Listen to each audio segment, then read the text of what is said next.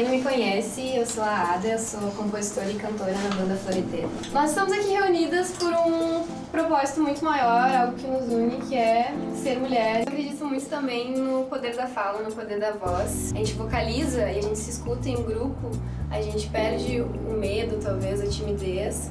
E é o primeiro passo pra gente falar e se abrir com segurança e principalmente num ambiente onde a gente se sinta confortável e segura pra conversar e se abrir. Mãe, ouça nossa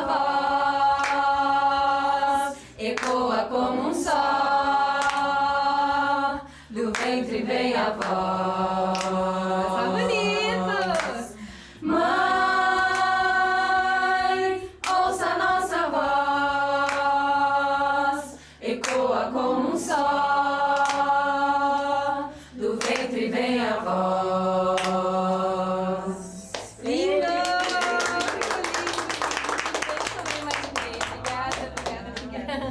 Eu tô super feliz que a gente tá aqui com um grupo bem diverso, onde a gente consegue fugir um pouco dessa modernidade líquida e que é tudo pra ontem e todo mundo com seus compromissos, e a gente tá aqui pra conectar mentes e corações e aprender e absorver muito, né, nessa troca. E fico feliz também, Olga, de tu estar aqui por ter justamente 61 anos, assim, tu tem toda a tua bagagem pra trazer. E uma questão, assim, quando que tu parou pra pensar, tipo assim, sou feminista, não sou? Porque muitas mulheres têm medo até de dizer, sou feminista, têm vergonha de dizer. Porque parece que o feminismo é coisa de gente jovem. Só as novinhas que estão querendo fazer mimimi, sabe? Essa desqualificação que usam, né, na questão do feminismo, eu por muito tempo também não conseguia me identificar e falar, eu sou uma mulher feminista, com orgulho de ter, não. Claro. Então, aí eu, mas sabe, tu não tem a percepção total do todo, né? Mas daí tu vai militando, tu vai olhando, vai aprendendo, vai vendo. A mulher sempre tem que se preparar mais, tem que estudar mais, tem que tudo mais para poder ter o mesmo lugar, né? O homem é líder, a mulher é mandona. Aí chega os rótulos, né? Desequilibrada, louca, e aí o homem tem personalidade, mas ela não se controla. Isso, ela não tem controle. Exato. Sabe que puxando aí o que vocês estão falando, eu trabalho numa academia, né? Eu tenho uma academia. Então eu sempre trabalhei com muito homens e lidar direto com o corpo. E as pessoas falam assim, tu tem problema com homens? Eu disse, não, nunca tive nenhum problema com alunos, nem nada, e com colegas. Só que aí eu comecei a perceber que talvez eu não me importasse com aquilo. Tipo, que tivesse realmente sempre o tempo todo alguém ali, e eu não dou bola. E daí parece que o se impor, eu me imponho. Mas no momento em que a gente precisa se impor respeito para que as pessoas não falem algo, tem alguma coisa errada. Eles não estão respeitando, né? Então no momento eu deixei isso muito não, tá tudo certo, tá tudo bem. E não vendo. Não, comigo nunca aconteceu. Não é na verdade. A gente não A gente tá tão acostumada, a gente tá tão que acaba normalizando aquelas atitudes. Eu não sei o que acontece, porque ninguém dá em cima de mim, eu não vejo, eu nunca sofri assédio, eu já falei isso, juro pra vocês, por estar tão acostumada.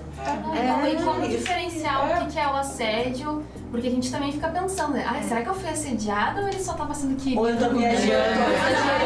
É coisa da minha cabeça. Ou ele é querido comigo sem querer outra coisa. Aí eu pensei, não, foi assédio. Será que eu tô me sabotando? Porque o feminismo, tipo, parece que quando a gente fala, eu sou feminista, ou fulana ou ciclana é feminista, parece que é uma carteirinha pronta. Coisinha pronta, vem uma carteira, agora tem a carteira de feminismo e eu sou feminista. Tu não te depila, tem várias coisinhas na carteira. feminista, Tipo, tem todo aquele clichê em volta da feminista, tipo, anti-homem. Que feio. Mas também essa coisa da gente perceber que o feminismo é um trabalho constante, todo o tempo. E não só quando a gente percebe, e não só para a gente perceber assédios, mas também pra gente perceber comportamentos nossos com outras mulheres. Sim, total. Perceber, tipo, um olhar, a gente aprimorar um olhar interseccional sobre as mulheres, sabe? De gênero, de raça, de classe, uma mulher trans, uma mulher cis, uma mulher hétero, uma mulher lésbica, o que ela é? De onde ela vem? É negra, é branca, é indígena? Quem é ela? Sabe? Então eu acho que quanto mais faro firme e olho vivo a gente tem, mais a gente vai, assim, E entender que a gente nunca vai estar dentro de um recorte. Eu, pelo menos, já me coloco fora de todos os recortes, né? Porque eu sou branca, classe média, cis, tudo que tem um privilégio. Então, poder sair desse pedestal e ouvir as outras mulheres, né, e as suas vivências, e entender que se a gente não interseccionalizar as coisas, a gente nunca vai se entender. E entender que tá tudo bem a gente não se entender também, contanto que a gente se respeite e não anule a outra. Porque também dentro do feminismo a gente também encontra uma discussão muito forte entre as rádios, né? Sim. E as interseccionais, e a rádio não é gente, e começar uma guerra entre nós mesmas, sendo que a gente deveria estar entendendo tudo e não querer abraçar tudo. Cada uma tem o seu espaço, de verdade. Eu vejo como educadora e socióloga, assim, tendo passado por muitos espaços, utilizar também esse espaço como oportunidade de dar voz a essa interseccionalidade. Olhar para esse grupo e ver, né, quem somos, aonde falamos, em que espaço se encontramos e por quem podemos dar espaço na medida do possível, né, entendendo qual é a nossa fala, né, porque eu me senti muito representada por essa fala de trazer a interseccionalidade aqui para o debate, de entender quantas mulheres negras tem aqui, quantas estão falando mais aqui, cadê as trans, não binários, gêneros fluidos, é a pluralidade, são os feminismos, os femininos também, os diversos femininos. O que é ser mulher hoje em dia, né? Na verdade, a gente tem hoje, os dados que a gente tem são muito tristes no Brasil, né? Sei lá, nossas ancestrais talvez não vivessem não muito diferente de nós, ou sei lá, diferente da sociedade, né? Mas quando a gente sabe que tem a cada 11 minutos uma mulher estuprada no país, mas a violência, né, que a gente enfrenta no dia a dia, todas nós de alguma forma foi assediada. Então, às vezes a gente não percebe, porque dependendo da classe social, ele é tão assim velado, ele é tão, né, que às vezes a gente fica com vergonha de falar, cara, tá me tirando. A gente se sente assim, ai, mas você grosseiro. Só que na vida é assim, ó, a gente vai ter que ocupar. Por exemplo, o espaço político, por exemplo. Hoje, se nós tivéssemos mais representações femininas, nós íamos ter leis melhores. Como, por exemplo, saiu em toda a mídia um cara do Uber que assediou uma menina. E a delegada, né, foi dizer que ele não podia enquadrar ele. Então não existe uma legislação realmente que trate e que enquadre mesmo e que dê uma... Mas porque as leis não são feitas por nós, entendeu? São feitas pelos homens. E os homens não têm esse mesmo entendimento. A gente vive numa sociedade machista, patriarcal e tem que resistir. A nossa história foi contada pelos homens, e então a gente vai atrás. A gente teve 5 governadoras gerais. Alguma vez vocês ouviram falar nisso? Não. Porque nunca contaram para nós. Essa é uma história que as mulheres, infelizmente, nós mulheres precisamos estar conhecendo, precisamos estar contando para as nossas filhas, nossas irmãs, sabe? Para as mulheres que a gente convive, porque a Nízia Floresta, que é uma das minhas bonecas, em 1929, ela escreve um livro feminista, foi o primeiro livro feminista. A questão vocês falaram, né, dos vários jeitos de ser mulher, né? Que é uma coisa ainda bem se desconstruir, né? Que acho que desde a infância. O desenvolvimento da infância e adolescência é o principal para o desenvolvimento da cabeça de uma criança, de um adulto. Então, todas essas pequenas coisas que acontecem, claro, tendo a amorosidade de olhar depois para os seus pais, para os seus familiares, entender, fazer um recorte, compreender a sua geração, a sua realidade, mas entender o quanto essas pequenas coisas que vêm emergindo quando a gente conversa são gatilhos e coisas extremamente profundas, assim, que tocam, assim, o nosso inconsciente, a nossa construção do nosso ser. Assim, então, é importante também olhar isso e fazer uma autoinvestigação de ver, nossa, isso aconteceu, mas talvez isso gere algo em mim hoje, né? Eu acho que nessa questão de construção da nossa identidade como mulher, a gente acaba, não nós, mas a sociedade em geral, acaba confundindo o que é cultura e o que é biológico. Muita coisa que dizem e é como verdade, como se fosse algo, um fator biológico, na verdade é um fator cultural. Por exemplo, as meninas amadurecem mais cedo. É mentira. É mentira. A gente amadurece mais cedo porque a gente é exposta a uma vida adulta desde muito nova. A maquiagem, aprender a fazer comida cedo. Ai, onde já se viu uma menina não fazer isso, uma menina não fazer... Sentar desse jeito, brincar com essas coisas. Exatamente. Então, às vezes, muitas de nós, a nossa infância acaba sendo muito... termina mais... Exatamente. Exatamente. Enquanto tem meninos, crianças de 20 e tantos anos de idade, né? De 50, Uma mamãe, uma namorada que faz tudo. Exatamente. Aí não precisa se virar. E a nossa própria identidade como mulher é algo cultural, entendeu? Se for observar pelo fator biológico, os animais, eles não têm gênero. Os animais têm sexo biológico. Todas nós aqui acredito que somos todas cisgêneras. Mas eu só sou mulher porque eu me identifico com a minha imagem de mulher. E não é por ser feminina ou não, mas é porque eu pego toda essa nuvem cultural de que as pessoas disseram que eu era mulher e eu me identifiquei com isso e eu tento levar o meu jeito de ser mulher. E ao passo que eu fui ficando mais velha, eu fui me conectando com coisas mais do feminino, assim. Mas antes era tipo, tem que fazer a unha, tem que alisar o cabelo, tem que não sei o quê.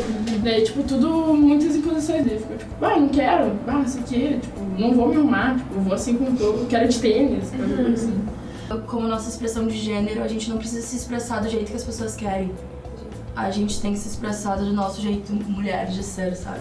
E quantas vezes a gente não modificou a nossa expressão, né? Ao mesmo tempo que tem mulheres que precisam resgatar essa força masculina, a gente também tem mulheres que precisam resgatar a força feminina. Porque na minha criação a vulnerabilidade era ruim. Sim. E ser tem que ser forte. Sim. Como se a gente tivesse que provar pra alguém que a gente não é fraca. Eu não sou a guriazinha. Aí entra o problema. Qual é que é o problema em ser guriazinha? Né? Pra mim, como é ser guriazinha? É que ser guriazinha é necessariamente ligado à fragilidade. Porque eu sinto falta, por exemplo, algo que eu tô buscando atualmente em mim é a força feminina. Porque ou eu tenho uma força masculina ou uma fragilidade feminina, assim. A ponto de ficar aquela coisa, um lugar de fragilidade, só que pra todo lado é lugar de fragilidade, né? Por que a gente não pode ser feminina, o meu feminino, que não necessariamente é o feminino que me disseram, e ter esse feminino forte também?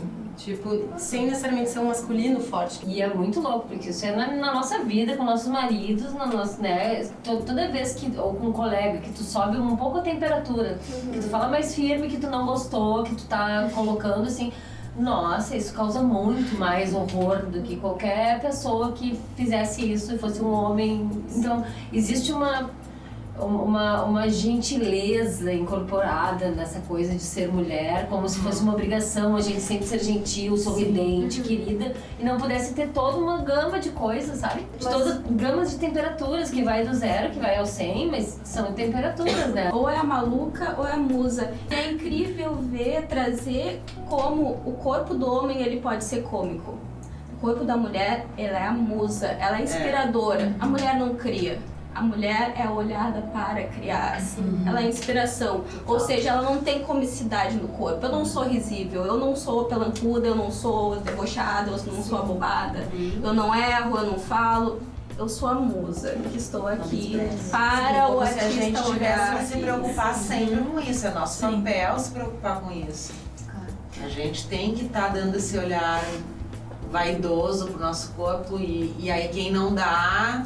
aí essa, ou é a mulher macho, ou é desleixada, ou é mal amada, ou sei lá, mil rótulos, né? E uma competição muito grande entre nós, né? Eu sei que eu fui criada por mulheres, né? Pela minha avó.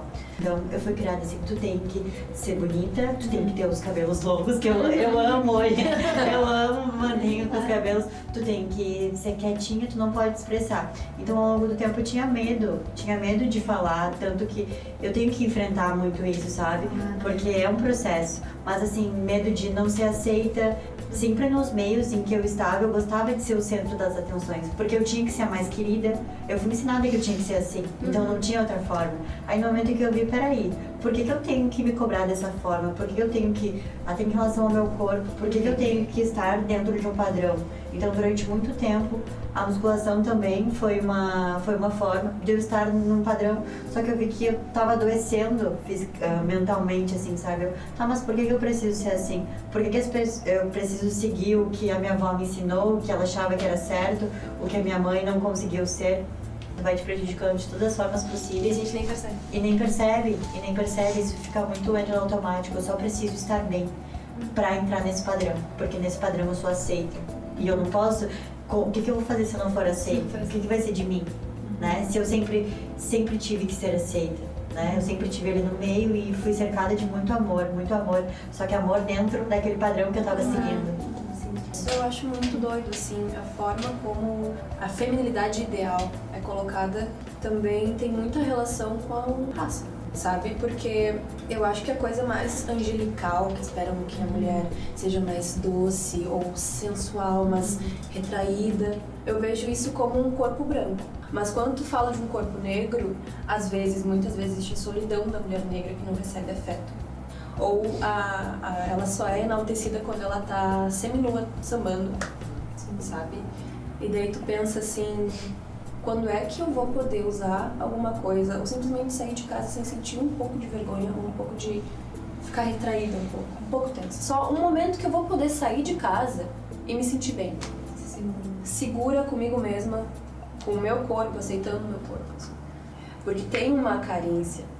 Tu consegue reconhecer o corpo dos outros e sabe que ele é igual ao teu.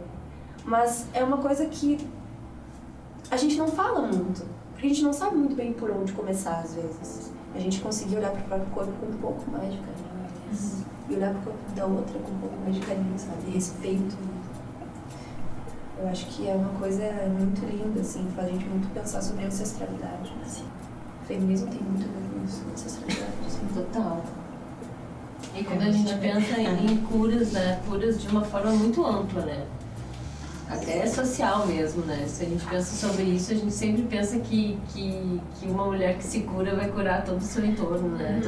E inclusive para trás, né? Inclusive para tudo que tu, enfim, perdoa ou entende, ou que tem até uma imagem super linda, né? Que tu olha para trás, para todas as tuas ancestrais, tu vê cada uma delas, vê tudo o que elas te trouxeram, tu agradece e tu olha pra frente e não olha mais pra trás. Tu percebe que a tua cura... Elas continuam sendo teu apoio, mas tu não precisa mais olhar pra elas.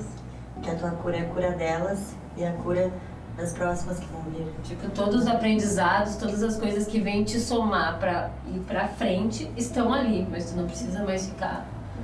Sim. Né, retomando o que elas queriam de ti, o que elas, sabe, quase sem as projeções delas. A gente precisa honrar muito, né? Porque dentro da consciência que elas tinham, dentro das possibilidades que elas tinham, elas sempre fizeram o melhor.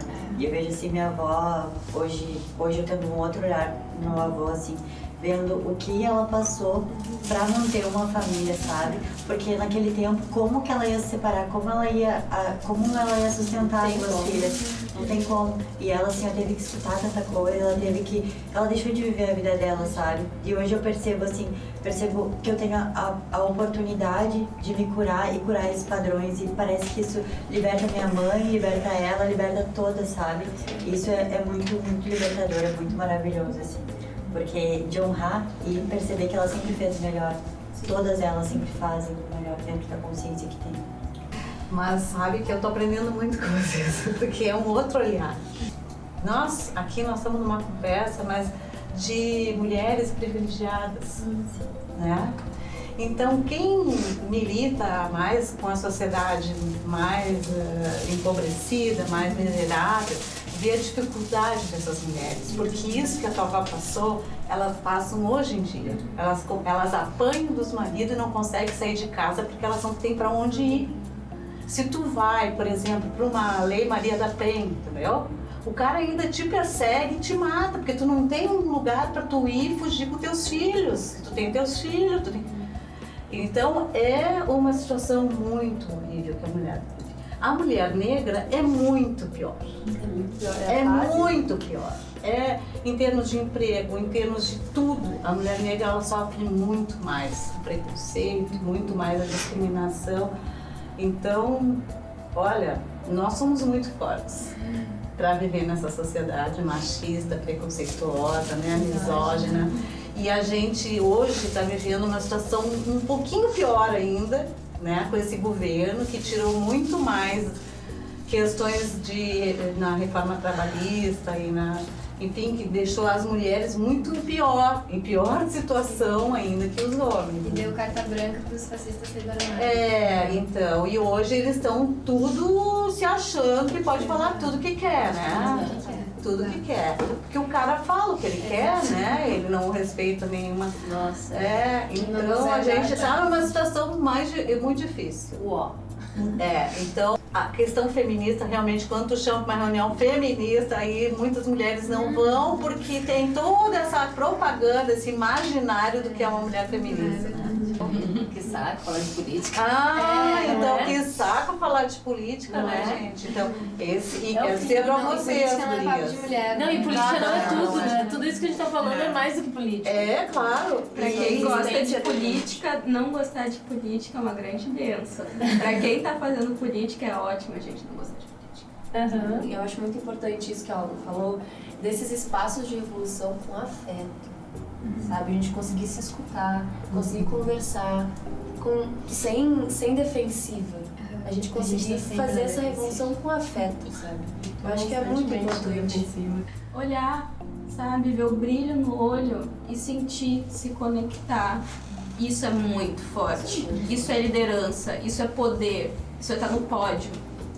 E tá atento pra gente quando a gente mesmo reproduz esse pensamento ou esse discurso. Seguida eu me pego olhando uma mulher e dando aquela criticada, assim, quase falando pro meu marido, assim, que isso, Patrícia? Eu travo na língua, gente. O trajeia, sabe, olha só, isso aqui, ó, aquele biquíni, sabe? Com aquela bunda daquele tamanho. Gente, claro, é uma coisa que é verdade, você tá vendo. Mas, porra, por que vai falar, sabe? O que isso vai te trazer? Né? Essa permissividade para um cara reproduzir isso de uma forma muito mais cruel e abusiva, sabe? Total. A gente nega isso. Mas é uma coisa que é mesmo que tá aí, tá na gente, sim. A gente cresceu com mãe. Porque como é delicado a gente falar sobre cosméticos e batom e limpeza quando a gente nega essa coisa, não vou me maquiar porque agora eu vou ser feminina como eu quero. Sendo que isso pra uma outra mulher pode ser a coisa mais importante. É verdade. A gente tem muito essa questão de não se julgar, né? Tipo assim, ela é mais mulher do que eu, ou ela é mais feminista do que eu porque ela tem um sovaco cabeludo, sabe? Porque, sabe? A gente também tem que ter essa empatia, né? De entender, assim, o ser mulher, né? Em todas as suas diversidades e... Uma coisa que eu queria falar para vocês, que nós todas podemos ou não ser mães, né? Sim. Que isso eu acho que a gente evoluiu muito nessa questão. Saber criar nossos filhos, para os nossos filhos serem feministas. Porque eu nunca fui também uma guriazinha nos moldes, né? Claro. Que eu teria que ser. E eu tive um pai machista, e quando eu saí para trabalhar, ele dizia assim, tá vendo? Por isso aí que os homens estão sem trabalho, e as mulheres estão ocupando os espaços dos homens. E é isso, a gente, são coisas que a gente escutou e escuta, né? No dia a dia. Eu escutei e vocês continuam escutando. E isso é muito triste a gente ver. De qualquer forma, sempre vai ter um julgamento coletivo para o corpo dessa mãe. Seja pro lado estético ou pro lado materno. Não tá amamentando? Não tá fazendo academia? Ou tá amamentando aqui na frente das outras pessoas? Gente, isso aí é uma questão. Gente, tipo... Pessoas não falarem mais com outras porque estava amamentando na frente do marido da outra. Aconteceu isso já. Ainda acontece essas coisas. Acontece ainda. É engraçado, né? Eu tava vendo um artigo que dizia que a mulher é criticada, né? Quando ela tem que parar, fica licença maternidade e tudo. Mas os homens, tem muito mais casos de homens que se lesionam por causa dessas coisas assim. Eles ficam muito mais tempo parados. Aí meus colegas ficaram assim, pois é. E traz pra geração atual, a gente fala muito das mães, das avós, mas ver que o mínimo... A gente precisa, nós somos seres humanos, precisamos de afeição. A mulher, o homem, todo mundo precisa de afeição. E o mínimo do homem, a gente segura de olha como foi legal o elogio que ele fez e ele não foi machista, não tocou na estética. Foi um elogio sobre a minha profissão, sobre a minha inteligência, e a gente diz, uau! A gente dá biscoito pra qualquer coisa que eles façam que está tão assim. E sabe que muitas vezes a gente acha estranho. Às vezes me relacionei assim com um cara e daí tu vê que é muito superficial, que é muito fútil essa relação, que não tem conexão, muito raso. Aí quando tu te conecta, fica com uma pessoa que admira a tua inteligência, admira a tua profissão, tudo que tu faz, tu assim, peraí. Tu quer? Se tem alguma coisa errada? Será? O quê? Valorizando alguma coisa? Valorizando, sabe? Quando É não muito fala no louco. teu corpo e tu pensa, será que eu não sou bonita? Exatamente. Como assim tu não quer me comer? Esse cara Aí a gente entra no ou homens às vezes também assim, não querem transar. Homens também não querem transar e tá tudo bem. E a gente tá sempre numa dualidade. Sim, o tempo E tu todo. fica, por que eu tô me sentindo assim, sabe? É muito louco, porque a gente se desconstrói, se constrói. O tempo todo. Mas tu vai pra Índia, casamento com 13 anos. E aí tu tá com 5 anos ali e tão dizendo, ai que bonitinho, eles são namoradinhos. Não, eles são crianças, meu. O que tu quer sexualizando criança? Daí depois a gente vê um site de pesquisa pornô, teens. Isso aí reforça muito a Schoolgirl. cultura Aí tu fica, da pedofilia. Que horror, né, gente? Caraca, que horror. gente. Que quando eu tava mudando de corpo, que é uma coisa que, tipo, mudar de corpo, chegou a irmã da minha bisa, assim. Eu tava entrando em casa e ela falou pros meus pais, tipo, nossa, ela já tá com um corpinho. Daí eu fui olhar no espelho, que corpinho? O que é isso? Tipo, eu tô aqui brincando, sabe? Eu jogo taco na rua, brinco de boneca. E depois disso eu comecei a não querer andar na rua sozinha, porque eu comecei a perceber os olhares. E aí eu comecei a me forçar a ficar corcunda, porque meus peitos já estavam grandes. Porque eu me forcei a ficar menos delicada. Até hoje, tipo, eu tenho 24 anos e eu não consigo ainda, eu tenho que trabalhar, sabe? Eu acho que a gente vive isso meio que todos os dias, assim. Porque assim, se a minha luta não lutar pela mulher pobre, se a minha luta não lutar pela mulher que não quer ser mãe ou pela mulher que é mãe, se a minha luta não lutar pela mulher negra, se a minha luta não lutar contra a transfobia das mulheres trans e das travestis, eu tô lutando pra quem? Pra quem que é o meu feminismo, sabe? O meu feminismo é pra mim, só pra mim, pra eu me sentir confortável na minha bolha. Ou o meu feminismo é pra todo mundo dar mão e a gente conseguir colocar as outras pra cima, sabe? Quando ele foi criado o grupo, né, que a Ada criou e chamou, eu, massa, assim, vamos. Ela, sobre o que é ser mulher hoje. Puta merda. Tanta coisa. É muito, né? Eu pensei, bom, pra mim, que eu acho que pra todas nós de alguma forma é uma luta. E é uma luta em paz, assim. É uma luta que precisa ser uma luta pacífica.